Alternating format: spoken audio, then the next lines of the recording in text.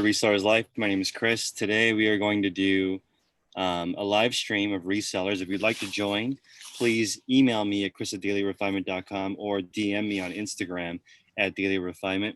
And we're going to talk about what we're doing differently, maybe what's going well, what's not going well. Presley, do you want to start? What's going well with you? What's different? You're in my area, so. Yeah. I am actually doing pretty well this month, just selling some of the stuff that I've had. Sourcing is kind of limited because as you know, we talked about over the summer, the hauling company that I'm managing right now, we're not doing in-house jobs. We're just doing rentals for boxes, basically like dumpsters. So that's kind of limiting my inventory. I have like a good amount that I'm still listing through, but I'm doing pretty well with that. I'm trying to get some like wholesale items, trying to start finding stuff online, stuff like that. That's kind of what I'm working towards right now. Are you still doing waste removal? Yes. So I still manage that company. I don't go out as much. I'll have like employees, like if they go to a house, I'll see what's there. I'll go and, pick up the stuff, or they'll bring me the stuff. So getting the inventory is pretty easy, but right now with everything going on, it's kind of limited in that range. Are you guys considered essential services? We are. Wow, that's interesting. Well, because like I said, we're not doing like hauling. We're only doing, so we provide a lot to construction sites, and construction sites are still open right now through the shutdown, and we're subcontractors for them. So we're allowed to operate because we don't have any human interaction if we're just dropping off, the boxes. We're not like going into people's homes and removing stuff like that anymore for the time being. Guys, this is really cool because we have Presley on the call and he manages a waste removal company, like those trucks that you see drive around. So if you guys have any questions about how that works, Presley could maybe answer your questions on what it's like to be waste removal. And, they charge usually by percentage of truck, or there's a lot of different ways that they haul stuff, but you're also a reseller. So people always wonder, do they resell the stuff? Yeah. I mean, I personally do. I know a lot of other people who, my employees and stuff like that, they're not really into that. That's reselling stuff locally is what led me to own an e-commerce business now. So just selling, barbecuers or bikes or whatever locally at a small level, led me to what I'm doing now. So I'm thankful for that, and I'm happy to do what I do because, if I'm not going to sell the stuff, then it's going to literally end up in the garbage at some point or recycled in a big cube, to be sent out of the country. So. Yeah, no, that's great because that's part of the reason why I love this business is there's the recycling, secondhand, nature of it. Yeah, definitely. So sales are okay. They are. This is my best month. Yeah, this is my best month. I've had a lot of stuff that I haven't sold. Like I sold an Ergotron workstation yesterday. Mm-hmm. That was, for something, and I have 7 of them left. So I've been selling a lot of stuff that hasn't sold like ever. So a lot of people are looking for different stuff right now. So it's a good time to list different stuff or go through your piles and everything like that. But yeah, no, I've done well this month. Definitely. It's been interesting. I'm trying not to only sell clothing. So all of my games are sold out. Yeah. Everything related to being at home is like literally gone. I had one day where I had almost every single toy sell, like Q4. Exactly. So it's very odd. So it's interesting how that works. And then some categories, I'd say clothing is down, shoes are around the same. So it depends on what category you're in. Christine, I don't know you. Where do you live? What do you do? Okay, I live in South Florida, in Coral Springs, Florida. Okay. I hope you can hear me okay. I've been watching you for several months now. Awesome. And what happened is I'm a small reseller on eBay. I Okay. used to sell 10 years ago. It started as a hobby and just grew into this huge business. But then I had some things happen. I had to stop. So I just started again 2 months ago, which hasn't been the best time for me with all the situations happening. But Sure. I mainly sell toys. I'm under Toy Go Round Inc. on Okay. eBay. And I know that you say that you should really stick with one or two things and narrow that down so you know the best of those items. I've found lately that I've actually gone out and sourced some other things like health and beauty, and that's flying off the shelves right now for me. But really, I'm a very small beginner at this. I probably sell on average 5 things a day right now. That's great. Is this gonna be your main income? No, actually, I work a full-time job. Okay. So this was a part-time thing for me that I enjoy doing. However, I was told today at my full-time job that we will be closing down because of the situation. I sell to the Bahamas. The Bahamas are shutting down, and my freight forwarders are shutting down. I run a logistics company for a very large company internationally, and so we just don't have the business there right now. So I'll be depending more on my eBay sales. That's a reality. Right now, they're saying California, 30% of jobs are shut down. Wow. So like that's insane, right? No restaurant. I mean, restaurants that do dine in. Right. There's whole hotels being shut down. The last eBay event I went to, half of the sellers only sold tickets. Wow. So imagine your busy season is going to come in the summertime. All of those are being canceled. The Olympics was canceled. And I don't know what the refund policy is, but sometimes resellers pay more than retail for the ticket because they know it's going to be 5 times whatever. And so you're just out. And you may not be able to get a refund if you're not the original buyer. Right. So I don't know. It's interesting looking at the tickets and events, and reselling is very much a side hustle for a lot of people. So I Yes. imagine your full-time income shuts off. Now we have a friend in New York who wasn't fired, but her hours were reduced to 0. Oh my So she goodness. can't she can't file for unemployment. And I'm like, that should be illegal. Right. You let them go or not. So she Right. could quit. But I think if you quit, it's different than if you're let go, as Right. far as the unemployment office sees it. Yeah. Right. And I think with the packages that the company would, I've been with my company for 22 years. So when they start talking about furlough and things like that, I mean, there's a big, a lot of things that need to be taken, need to be thought out, such as the 401ks and our, packages that they would have to give us. So I think at first they want to reduce our hours next week. And then the following week, they're talking about just shutting our division down. I saw like Disney's like 30% down. They have a lot of the cruises. Who's going on a cruise? Oh, no. They're still doing cruises. They didn't shut that No, down. no, they did. I'm saying who's going to go? They Yeah. shut it down. Yeah, it's done. Yeah, the ports in Miami right now are closed except for my full-time business, which is shipping, to the Bahamas and islands like that. But right now they're not even taking, like, I sell doors and windows in my company. They don't want to take that. They only want to take the perishable, essential things such as food and containers like that right now. Absolutely. Sarah, I don't know you. I haven't met you before, but I've seen you in the comments. What's going on? Where do you live? Well, I'm in Colorado. I recently found your YouTube channel and I love it. Very much up my alley. I work full-time hours, but I want to say it's a part-time. I'm a full-time mom of 3 kids. And so right now with them being home and we are remote learning, my oldest is special needs as well. So it's a full-time job. And then I also have a 2-year-old. But it is very much full-time hours, but more of a side hustle for me. My husband is able to work from home right now with his full salary. So we are very fortunate for that.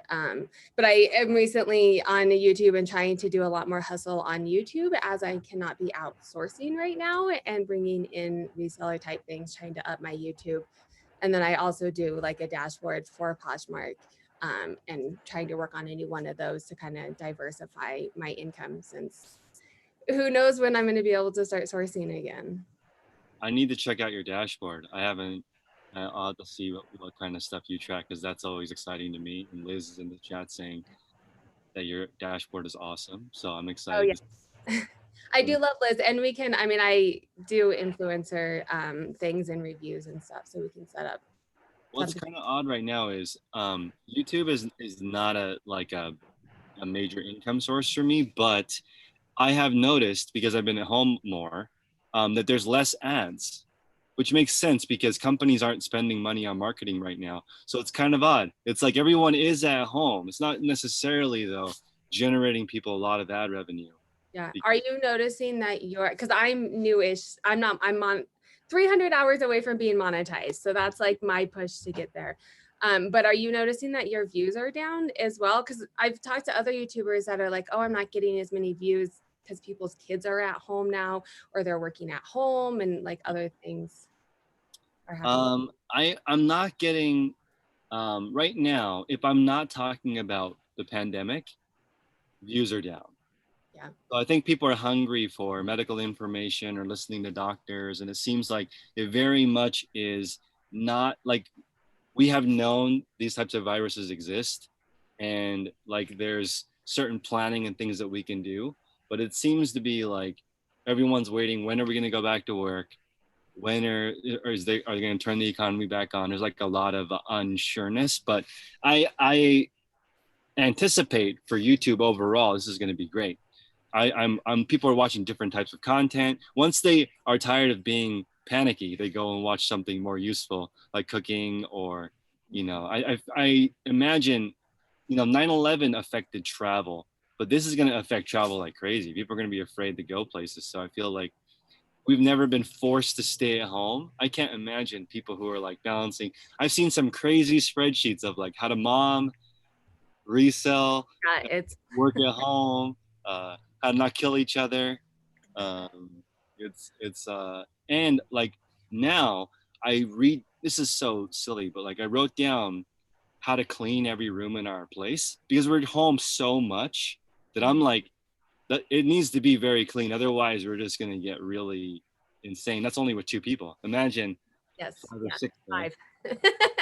That's Well, and we normally have someone who comes and cleans our house every couple of weeks, because I work full-time reselling while also momming while my husband works. And part of my reselling money goes to having someone come and clean the house. Well, now they're not coming into our house. And so now I'm also cleaning, we're cleaning the house, and yeah, times are changing. Times are changing. Yeah, there's so much that we can do right now, and it's making everybody think about different categories. Some people are like, people who sell supplements are like sold out and they can't get any more. So it's interesting on how the supply chains open and close. I feel like for example, right now, PayPal is down 30%, which is crazy to me, because if you have extra money to invest, I anticipate PayPal will do well as more businesses shift and they need to do stuff to earn money. PayPal is a great way, because one of the few companies where if you accept PayPal on your phone or through a PayPal swiper on your phone, you can use the money as soon as it goes in, right? When eBay switches to to manage payments, we're gonna have to wait a couple of days for it to hit our bank. And PayPal's like, almost 0 companies do that. You get paid, you can use it. Yeah. So I imagine it's going to go up like crazy. I'm surprised it's taking this big of a hit, but I feel like right now, more money is going to shift hands than ever. Imagine if you're part of any of these rebuilding programs that are going to happen. All that money is going into the government. If you can find a way to get part of an important thing, then people are definitely going to be coming up maybe out of the situation. But I don't know. It's very different than 08. I feel like for resellers too, I mean, everyone right now is like in panic mode. Like no one is doing anything but hoarding toilet paper and, staying home. But eventually things will go back to a new normal. And I think for the resellers that can hold out and make it through it, they will come out on top, because people will probably be shopping online a little bit more and be more, not wanting to go out and shop and stuff, for the ones who can kind of hold on and make it through. I agree. It is. Like maybe 2 years ago when I started working at home, I was looking into like, I had never considered being frugal ever in my entire life. My parents taught me, if you want it, buy it now, pay for it later. I had the opposite Asian upbringing as most people. They're like, we live in America, which means you can have whatever you want right now. I didn't get, like, now I realize there may be a winter at some point, and I'm kind of prepared. Not really, but like you can't really see what this is going to happen. But like my bills are so low right now that it's like not that much different, except for sales are slower. Yeah. So it's crazy. And I grew up as one of 6 children on a policeman's salary, so we were frugal about everything. And I'm the same. Like, if laundry detergent's on sale, I buy 3 of them, because that's just, so I'm actually prepared. Like, I haven't had to go hoard anything, because we have 3 things of bleach because it was on sale last time I went to Costco. And so and our budget is based off of my husband's salary. Mine is all just kind of extra, because we built our lifestyle around one person's salary in case something did happen. So I am freaking out, because it is scary, but not, I think, to the extent that I hear in the news of everyone freaking out.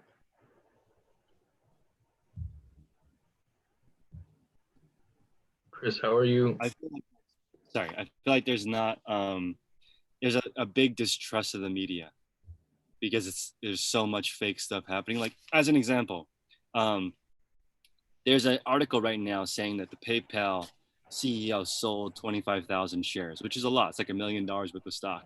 But that news is not real, because he's on employment. If you look up the reason that he sold it, every year he sells us a part of his stocks automatically. As a CEO, you can't just sell your stock. It's not how it works. But the media won't say that's the reason. They'll say he's selling off his stock because PayPal is dying. It's not dying. And that's the wrong way to look at that story. But I'm also very distrustful of the media at this point. So it's like we kind of have to do our own homework. It's a really weird time when I'm looking to like regular people for news. I don't trust a lot of things popping up right now. It's so unusual. So I want people to stay calm, but it's also like, when Trump made the first address, it was like I haven't watched him in a while. It was on YouTube. I watched it. At that time, that was like maybe 10 days ago. Everyone here went to Costco and Trader Joe. Everyone went to the grocery store. Everyone gathered together the first time. So I feel like everybody has it. There's no way it's not at Costco. So I'm a little bit, I feel like it's a little crazy right now, because young people are having very mild symptoms, and I just feel like this is scary. It could be catastrophic for older people. We don't know. Right. I don't know. I guess that's one thing that kind of scares me, is because I am a little bit older. I'm a single mom with a teenager at home right now. And so I am a little concerned about pre-existing health conditions that I have. A couple months ago, I was working 2 jobs, not doing the eBay before I started going back to eBay. And I was working 7 days a week. So my quality of life was just nothing. So I thought, well, let me start back into my retail arbitrage and enjoy myself and make a little bit of money at the same time. And then it just happened that this whole pandemic happened, and now my sales have dropped, because with my health and beauty items, they're selling well, but of course nobody's going out and buying toys. My videos are selling well, that I actually bought for $1 a piece, brand new at a dollar store, and I'm selling them for $7, and so I'm making a little bit of money off that. That was great. But the main place that I go to source, they sell things for brand new items for $5 a day, and I'm looking them up, and I can sell them for $40 and $50+ dollars. So, I just factor in my cost of shipping, and I'm making a little bit of money. When that when that starts happening again. Right now, like I said, I've hit a slow, and I'm just watching you to try to learn, everything that I can from you. And that's basically where I'm at right now. That's awesome. Vin, can you chat? Yeah. How's it going? Good, man. I'm just glad right now I have an eBay store. I hit some pitfalls, but even during this downtime, I thought everything was gonna die out. I had a couple helpers, and I haven't allowed them to come over because of this whole coronavirus thing, and that's been tough, right? But at the same point, I have so much stock still that I'm selling through it. I'm just repricing everything.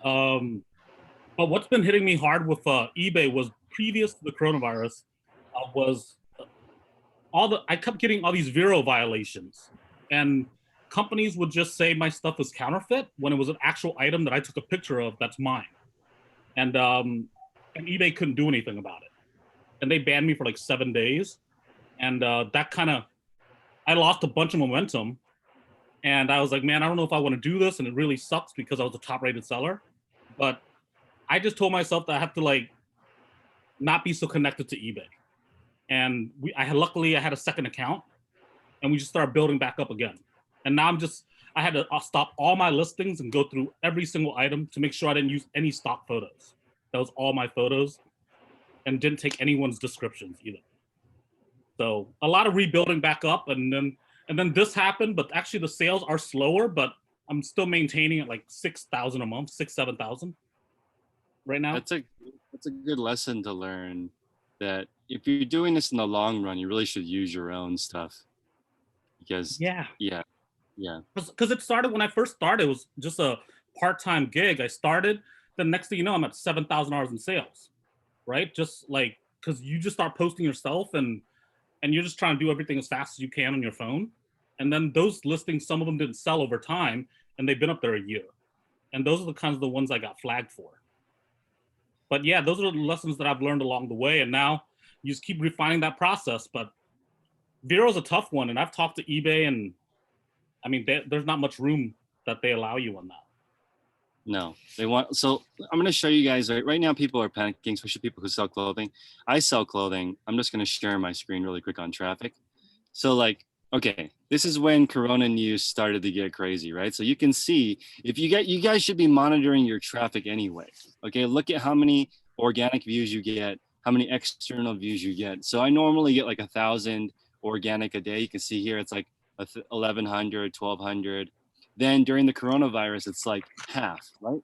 So looking at it's going from like 1,200 to 400 one day, right? So for me, I can see the sales drop, and actually, no, your sales shouldn't go to zero. You can't blame coronavirus for your store going to zero. That doesn't make sense. It's not going to go to zero. There might be a reduced traffic, but you might need to turn on promoted listings traffic higher. You've got to adapt, because even though we had this, whatever is going on right now, I'm still up from last month. So, and I'm mainly in clothing. I think right now the disproportionate amount of complaining is always clothing sellers and vintage sellers. But the thing is, if you're in that category, this happens at least twice a year. When the post office rates go up, people panic like e-commerce is going to be over, but like that happens. Everyone pays the same rate. And this is really savage, but like I have been blocking people who ask me questions about that, because it's like I gave you the same answer 6 months ago. I even had that email in the thread. Like you can't have something change and then your trigger reaction is to panic. It's just so counterproductive. But anyway, I want people to stay positive. If you can get in the habit of when something goes wrong, you do the same thing, that's way better. Or you adapt and just try to take advantage. And then Vin, that I would stay as far away as you can from Vero, any kind of restrictions like that, because it's very difficult to remove that from your account. If you have 1 or 2 dings, like, there's Thrift to Travel, Jen, right? She's got a really awesome Instagram where she posts amazing bolos and discontinued stuff. I like lobbied hard to get one of those Vero's removed from her account, because if it happens, it's like easier to get suspended. So even if you set a second account, third account, eBay knows it's really hard to hide. Just try to keep your main account perfect. I don't recommend starting a second account. I recommend trying to have those defects removed, because it will catch up. It, like, temporarily you'll be able to divert sales, but like my first job was at eBay. They have really sophisticated tools to figure out who you are. It's not very hard if you use PayPal to figure out who you are. So unless you do what this guy Joe in LA does, and literally he buys people's social security number, like, let me be you online. Here's X amount of money. That is the only way that they won't know it's you. Like, it's really, really hard. But yeah, let's see. Wow. Yeah, I would just be careful and try to keep your original account as clean as possible, because it's not like, their job is to prevent fraud. This is why, like, when people get suspended, it's not really a person suspending you. eBay is huge. It's like 12,000 people. There's a billion listings. Robots just shut down things that look suspicious. And you know what's suspicious? High sales. The normal reseller does $2,000 a month and doesn't pay tax. That's like 90% of people who watch this channel make an extra $2,000 a month. They don't report taxes, just flies under the radar. They just make a little extra money selling stuff on the side. That's your normal reseller. Anytime you do more than that, all these robot things turn on saying, is this person fraudulent? That's why older accounts on eBay tend to do better, because you have a longer history. They kind of know you. So it's kind of, one thing that's also very odd. Maybe people in the chat can let me know what their opinion of this is, but I've had 1,000 views a day roughly in my store since I've had 2,000 listings, and now I have 3,500 listings. So the store is almost twice as big, but the amount of views is almost the same. Meaning, that's bad. That means I'm going to get a similar amount of sales, even though I have twice as many things for sale. So everyone needs to think about making sure that your traffic scales, and it's not linear. eBay, nothing is linear really in e-commerce. It's always different. You're going to have items that sell like crazy. Right now, sandals are doing really well for me, swimsuits, YOLO people, younger people are still going to the beach. So it's kind of an interesting time. You can see it in South Florida. Yes. They're going. Right. They're going. Sad enough.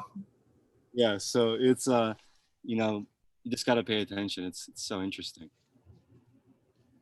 Mary Beth's saying she didn't know she couldn't use Velcro. Yeah, I have to use, is it hook and loop? That's what we use. Hook and loop. So Master Alpha is spreading incorrect information. You don't have to report more than 25K. You have to report $1. People just don't report $1. So these are the videos that spread the wrong information. You're responsible. Next, go ahead. Oh, eBay won't send you a 1099 if you sell less than that amount, which is maybe what they're referring to.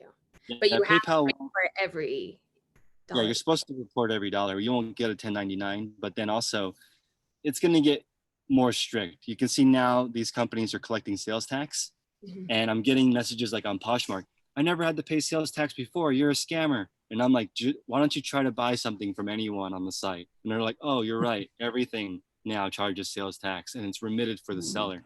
And I think that's really the only way to do it, because right now is the best time to be a reseller, because it's becoming more fair.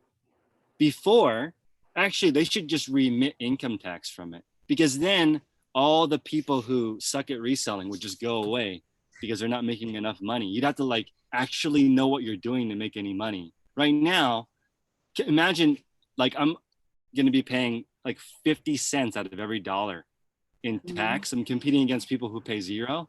It's very odd, right? But for the 1099, it's 200 sales on eBay or 20,000.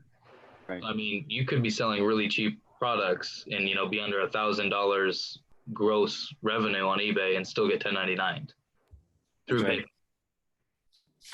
But even if you don't get a 1099, you still have to claim that because eBay and Posh doesn't send you anything, no matter how much you sell. So it's at least so odd. And I know there's some prominent resellers that take advantage of that, including myself, right? I understand it's a lot easier to hide money on Poshmark because there's you keep track, right? So you can actually, because, okay, this is what I recommend for people. Eventually you're going to need money at some point. If you, whether or not you take the money, it's good to be in a position where you can get money, in my opinion. Okay, so if you're keeping track of your Poshmark sales, it's great because the amount of money you get, there's more to it than that. They actually take a 20% fee flat. They also charge shipping. You can use that as revenue to report if you're trying to eventually obtain some kind of financial business, if you want to, right? If you want to get a loan one day, you can let them know. That's why it's important to keep track. I love the fact that it's 20% and shipping is always the same, mind blowing. It's so cool. Like, if people, the only thing with Poshmark is they just don't have the traffic. But I will tell you, this may sound weird, but I think Poshmark is more stable than eBay. It's just not a lot of sales. I actually, go ahead. What do you think? Well, I'm wondering why. I'm going to let you finish and wonder why you say that, because I don't. The reason why I say it is because I do feel like it's democratic in nature, that shares do move you to the top of just shared. Okay, so if you share your item, you're going to have the top exposure, at least temporarily. On eBay, we don't really know what causes you to have high visibility. We do know that people shop low price to high. We do know if you have a replenishable product, eBay will recommend you as best match. Someone will search shoes. If you sold 100 of them, you're going to pop up in there without paying promoted listings. We know that. Now on Posh, the thing is, because of that democratic nature, people who have a Banana Republic cardigan can share it 100 times a day and artificially make it visible, even though that's not what people want. That is really bad, I think, long-term for Poshmark. They need to make it so that the buyer experience is better. My wife doesn't like that. She's like, I don't want to know what's just recently shared. I want to know what I want to buy. You should be predicting what I want to buy and feed that to me so I actually buy it instead of who's on their phone. So it's very odd to me. But I think Poshmark, because the competition is lower, in my experience, the competition on Poshmark is way worse. If you look at the average listing, it's crumpled, it's on the ground. Oh, yes, it's not resellers. You don't really know, you don't know what it is you're buying. And that's very different. On eBay, I'm expecting a much more professional listing. You take that over, and if you have done eBay before and you move to Poshmark, it's like, holy crap, this is so easy. It's so streamlined.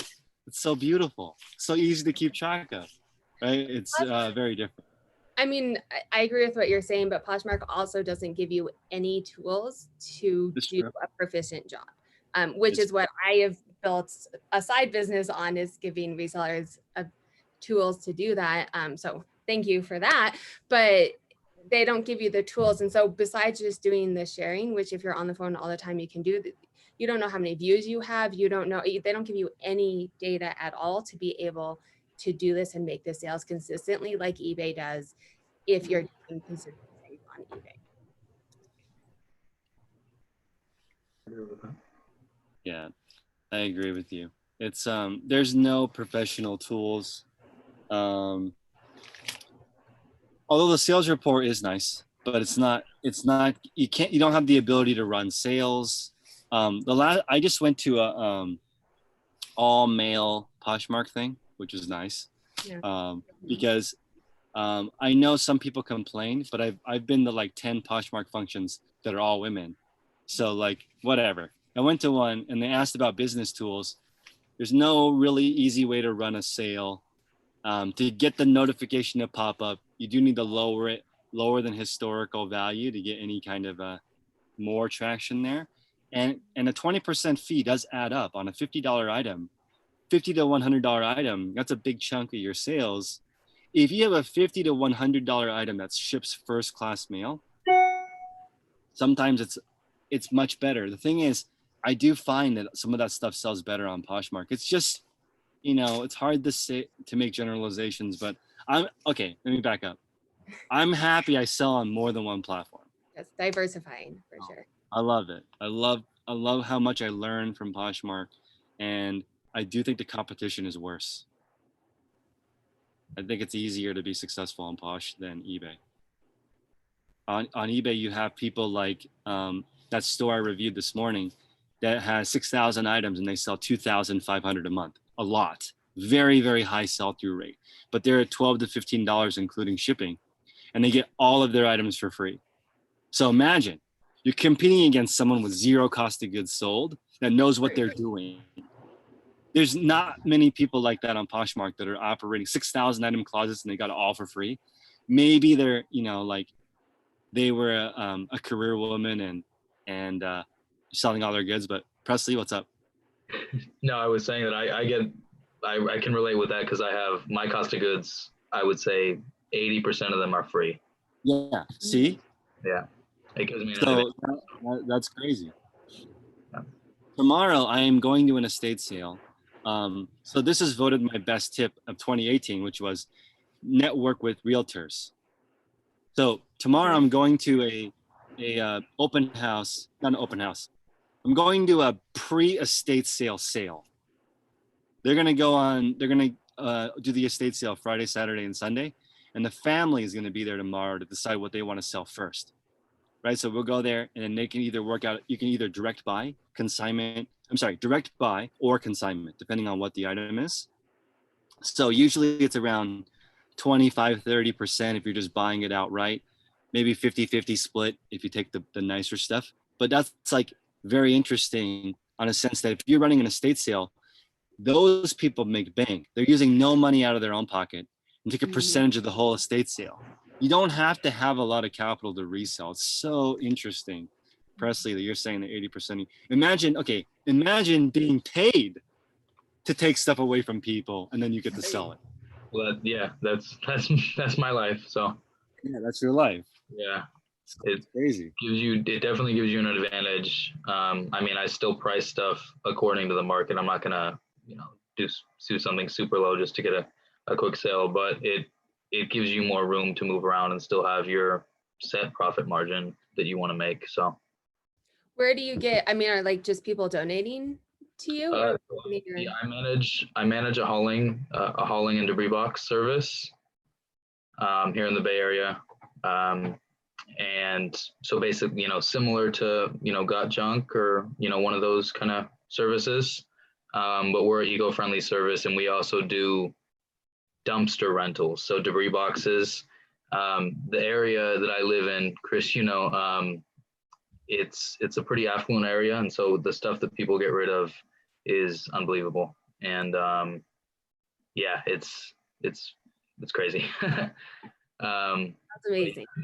It is, yeah. Yeah, that California, man. Yeah, I know. Yeah. I'm in LA, so I get it, man. Yeah, definitely. I'm north of San Francisco, so, but it's good because most, all of the stuff, like I was telling you guys earlier, is that if I don't pull the stuff out, if I don't separate it out and take it, it's gonna be, shredded to raw material, or the shoes are gonna be, destroyed and cubed up and sent out of the country for raw material. And so I like that I can, take it out before that, create some economic growth, make a profit, save the waste, everything like that. So that's cool. It's so cool. Imagine you get paid to pick up people's job. Well, it is expensive though. People think it's all free, but there's a disposal fee cost and time as well. Oh, it's a huge, yeah. That's why, some people can, we have competitive pricing, but some people can be shocked at, because people think, oh, come take away, my couch and my chair. How much is it? $50, something like that. People don't realize, the labor, the insurance, the disposal costs, everything like that. So, just like anything, but yeah, it definitely costs a lot of money to dispose of stuff. And I guess I save that expense for us also by, sorting out some of the stuff that I can resell. Are you allowed to share what kind of profit margin a waste disposal company makes? Yeah. From what I can see, we're a smaller company, we're not like Waste Management or anything like that. I'll try to make it less fuzzy. Like there's my old unit, the guy was saying per truck, they can, on a good day, they can bill $2,000. Built like gross rev? Gross rev. I don't know if that's true or not. Yeah, that's definitely true. Okay, so $2,000 revenue, but there's a lot of people, and the truck, I'm assuming, is expensive. 100,000. I mean, for our trucks. But I mean, I'll give you an example. Yeah, I mean, so if I go and if we did a full load, a full truckload, that could be anywhere from $600 to $800. The disposal costs can be up to 300 or more. Wow. So you could depending on, especially in this area, the Bay Area. I mean, there's a lot in California in general. Also, the amount of taxes for recycling and safe disposal, which I mean, we're an eco-friendly company. I mean, we're happy to do that, except it can be very expensive. And then not to mention labor, insurance, maintenance is a huge one. I mean, in some months we've spent, over 20,000 in maintenance just for the vehicles. So it can be expensive. But I would say for hauling, anywhere from 40 to 60%, something like that. Okay. Pre-tax. So like on $2,000 a day, what could you expect to make as an owner operator of that kind of company? It depends, I guess. Yeah, I was gonna say it really depends. I mean, because like not all jobs are different. I mean, I've done some jobs in San Francisco, in some big houses. I've gotten, amazing amount of inventory, except that can be a lot more labor intensive than if we're just doing, just a house. Because I mean, if there's stairs or if we have to take stuff from the backyard or whatever, I mean, that's all factored in the price, except sometimes it can be a lot more time consuming and sometimes not even worth it if it's going to be very time consuming. For a general job, I mean, if it's like a quick, 2-hour, hour job, $2,000, I mean, you're going to make at least 60% pre-tax, net rev. Yeah. That's amazing. Adam, can you chat? I don't know if Adam can hear us. I'm actually gonna take off. Thanks so much for this. We're having dinner, and I have a live on my YouTube in an hour talking about sourcing during all of this. So if you guys want to check that out in an hour, but we're going to have dinner. Thank you for having me. It was nice. Plug your channel in the chat too. Okay, cool. Thank you so much. Have a good night. Nice meeting you. You too. Adam. Hey, can you hear me okay? What's going on?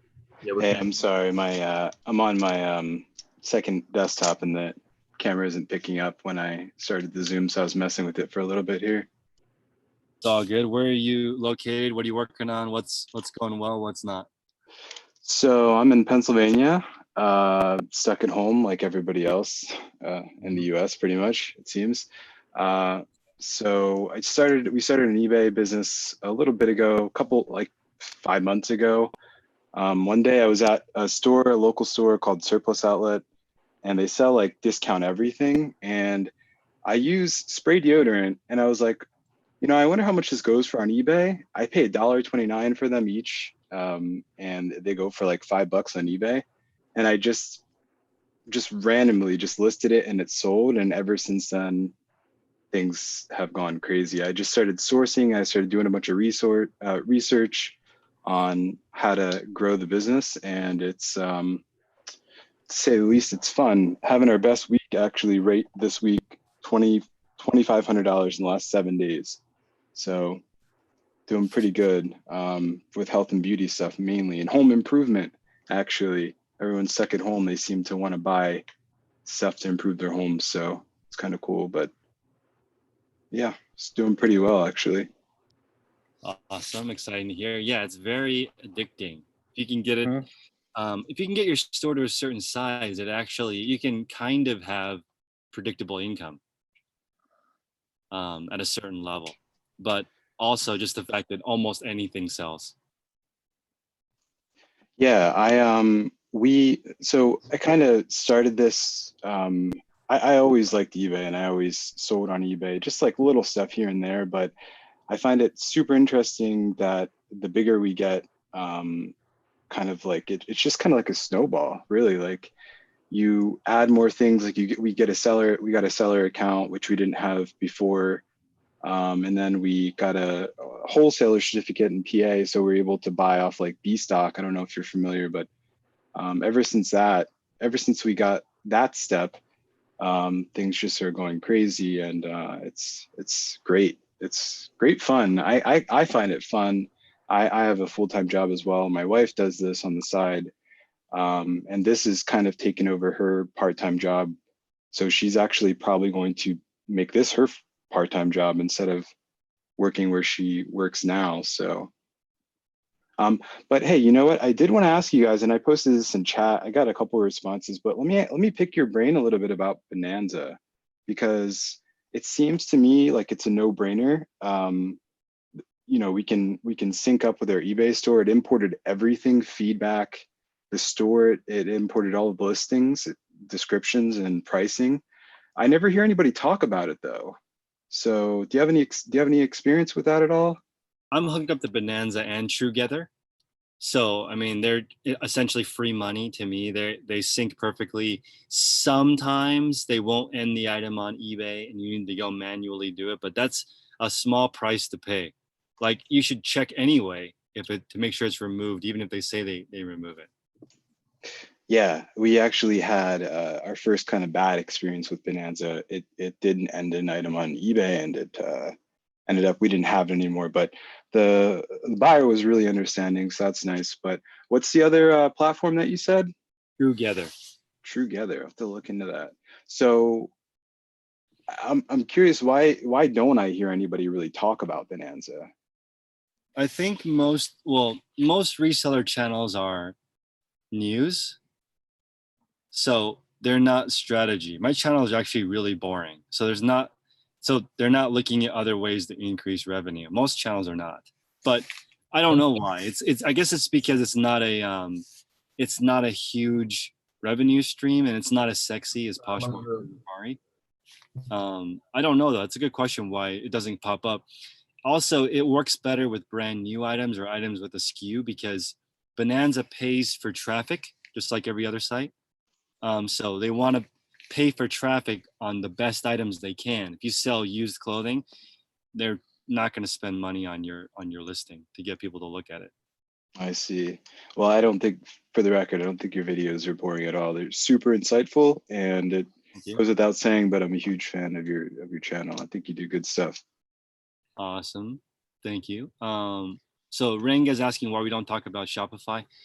This is the main reason why I don't talk about Shopify is because this is mainly a resale channel. If I was more of a retail channel, I would talk more about Shopify, because I have tons of friends who make a great living selling brand new stuff on Shopify that's replenishable, because you have to spend your own money to do marketing, and it sucks paying and figuring out how to get somebody to buy something, and you only have one. Right? So that's kind of the issue. If this channel was like, let's make an Instagram themed page about poodles, right? And let's do some poodle marketing and get a poodle and then sell poodle bibs. That makes total sense to me. That would be a Shopify store. But if you just found one at Goodwill, it's just list it.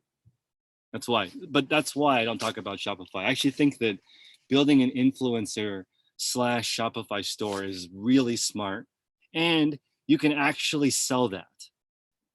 You can sell, Presley's Poodle Shop to somebody, because they get all those assets, the Instagram channel, all the products, your Shopify store. It's hard to sell a resale shop for more than what the stuff is worth, and people don't want to pay what it's worth. So, yeah, it is crazy. Yeah, B Stock is an awesome wholesale site. Also, I would say that over time you build a nice relationship list, and then you just do your best to work with those people. It takes time, and there's no easy. It's like it's kind of like marriage. In fact, one of my suppliers, it was very much like a breakup. I talked to him nonstop, more than my wife. Okay, texting me all hours of the night. What are you doing? What do you think? And I'm like, dude, I literally talk to you more than my wife. And then when I was like, you can't text me in the middle of the night, he was hurt.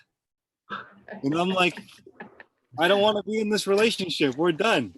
And I'm like this, and it was exactly like a breakup. But I'm saying like, I have that relationship with this person.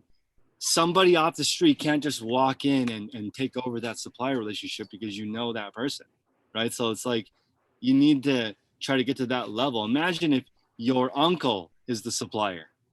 That makes it a lot easier. Right. Yeah, it was. Chris, I wanted to ask you about like what you thought about like Amazon returns, like electronics or things like that, where on Amazon it's like $80, but when you sell on eBay, you really know the real price of items going at like $30, right? And that's what the sell-through price is. So I don't think it's not the real price, it's the cash price, but go ahead. Oh, the cash, yeah. But that must hurt the manufacturer quite a bit.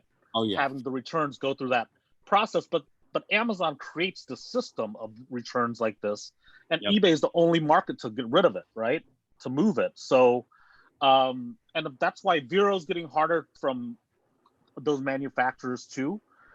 So I just want to see what your thoughts on like what is the long run of this. I mean, I think it's always going to be there. That's such a great question. Okay, so Amazon is not going away, right? They're No. the king. And they're not a resale company. They're a retail company. Mm-hmm. Okay, so they get the MSRP of the item. It's not, they can sell items for what they cost. And the best Amazon sellers that I know do not price gouge. They just charge retail. They have real wholesale relationships and they charge retail for the item. That's like a respectable way to do business. Now, I've heard sometimes, depending on your category, it can be between 2 and 40% returns. I'm experimenting with that right now. I'm a big Amazon seller's refund department. Okay, so the items come here. They don't go back to that Amazon seller. So I now inspect the item. I file a report if the buyer was an asshole and took something out of it. I do all that paperwork and the person just gets a check. That's going to become more and more popular because when you're a big Amazon seller, you don't want to deal with returns. So Amazon is going to create massive returns industries. It already exists. Yep. If I was trying to make my YouTube channel explode, I would move to the middle of the country where space is a little bit cheaper, and I would just order pallets from Amazon. It would be exciting. You would have no idea what was in it. You could find you could get one of those tubes of lubricant and try to resell it. That would be entertaining, right? Because you can get literally a 50-gallon tub of that on Amazon Prime. Like, that's amazing. I just have been wearing the mask because I'm going to the post office later. That's the only reason.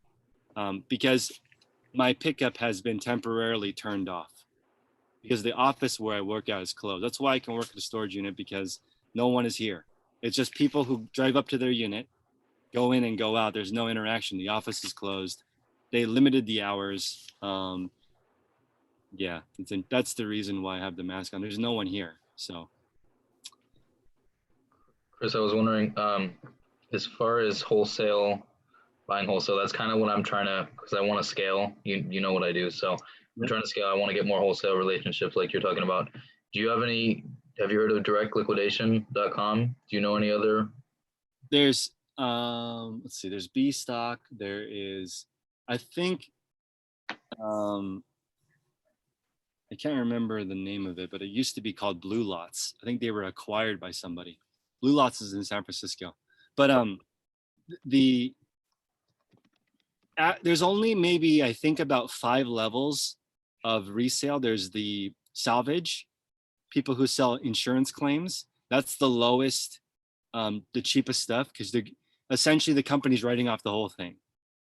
Yeah. Right? You buy a salvage car, you can get a Honda Civic for $300. There's that level of resale. Those guys know the most. That's my experience. If you can get linked up with the person that is involved with the salvage auctions, they have the most power, because those are the hardest to get. Like the for parts not working pallets and stuff like that? But it may not be for parts are working, but the company has written it off as garbage. Okay. I have some Amazon product right here that Amazon has put a sticker on it saying broken. Okay. But when I open it, maybe they didn't even open it. Yeah. I don't know. I have to go through all of it. And the people who have that kind of contract, that's the craziest, because you might get a truck full of stuff that was flooded, so written off, but maybe it's perfect. And like that guy that sold, there's a guy on the channel like a year ago that sold Vitamix and Blendtec and Ninja. And he's like, yeah, I bought $50,000 worth of blenders and 80% of them were new. The same guy bought a truckload of coffee equipment where 100% of them were unsellable. They all had mold. Oh, no. Right? So It's kind of like a scary world to play in, but that's like what can happen. just as a gamble, I mean, you just have to take the risk and.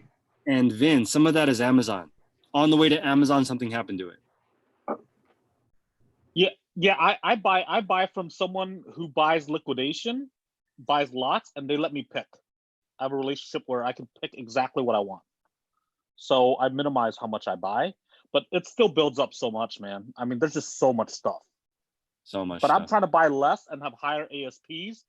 But you keep getting caught sometimes with the small ones because you know it always sells.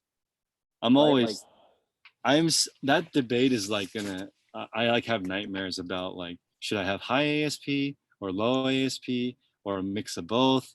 Like, I saw that golf club seller that I shared a couple of weeks ago.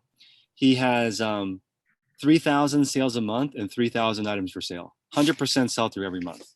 10-day sell through, right? And I have no idea. Actually, I do have kind of an idea, but I'm saying that's insane.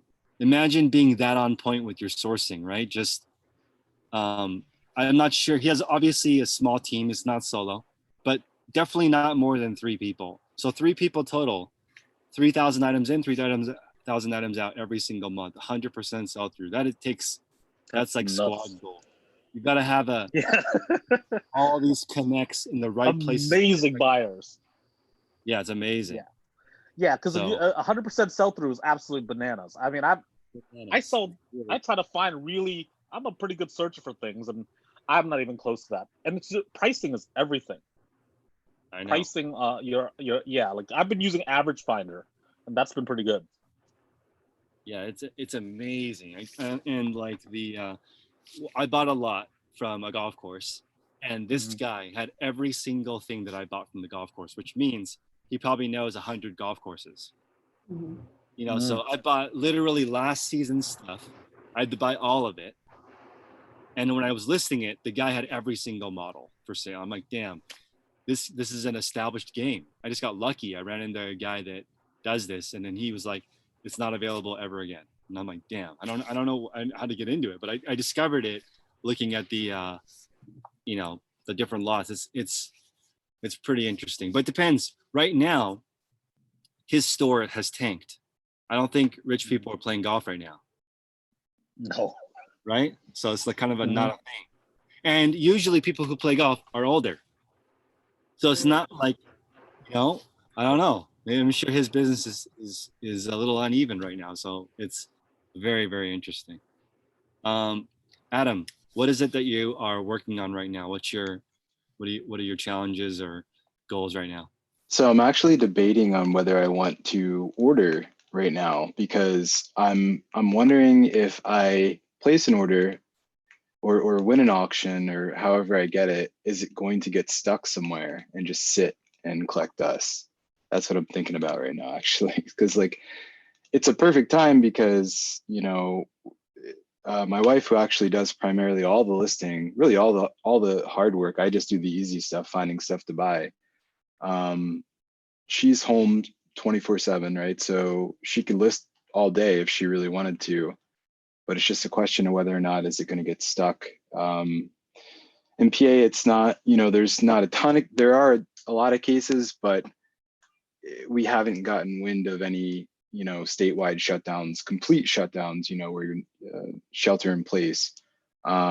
So thankfully, not yet, but I'm kind of like torn between placing an order or not. So I don't know. You guys are starting to get it. I think I saw. Yes. Yeah. And the area where I'm at isn't very far. It's 2 hours from New York, but there are bus lines, private kind of like bus lines that go to and from New York every day. So that's not helping our case at all. So I'm pretty close to where there are a substantial amount of cases. I'm Northeast PA by Scranton's probably the biggest city. And so things are coming down from New York, it seems. So no Yeah, good. the shelter in place is insane. I don't know. Yeah, it's definitely going to be brutal for resellers to shelter in place, because then everything's, I mean, the post office I think would still run. I think I caught one of your live streams from the other day when you guys were talking about how the post office can't shut down because of the they deliver medicine and other things like that. So I've purchased some online stuff. I mean, and all of my orders have gone pretty smoothly so far. yeah, But that's a plus. I don't know. Who's on the Yeah, my Galaxy? shipping's been good. Go ahead. Your shipping's been good? Yeah, my shipping's been pretty straightforward. I mean, it gets there on time. But bring your hand sanitizer. No, I don't know how I feel about hand sanitizer, but it's what's sold out. Everything's back in stock for hand sanitizer, toilet paper, steel, and flour. We have everything else. Or just use alcohol and water.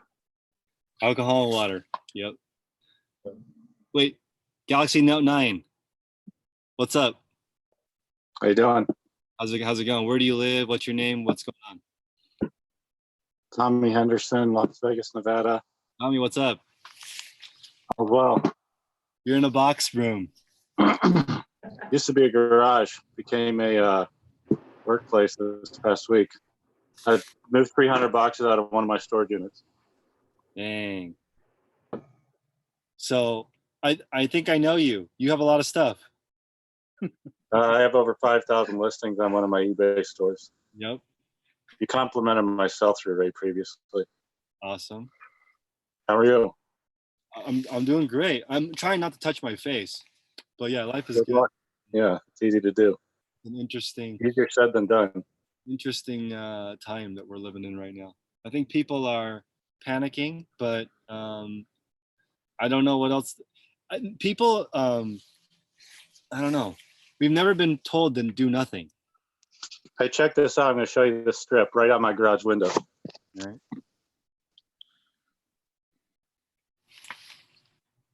Can you see it? What is that? I think that's the it's the Win in the Encore. And then behind that house is like the Palace Station. Oh, I see. Yeah, Vegas is shut down. Yeah, totally shut down. So I wasn't sure if I'd have access to my storage unit. In hindsight, I'm not positive the right decision, but I didn't want restricted access. So here I am in my new storage unit. Used to be a ping pong table here. That people have told me I need to bring some stuff home in case this place shuts down. That's true. It could happen.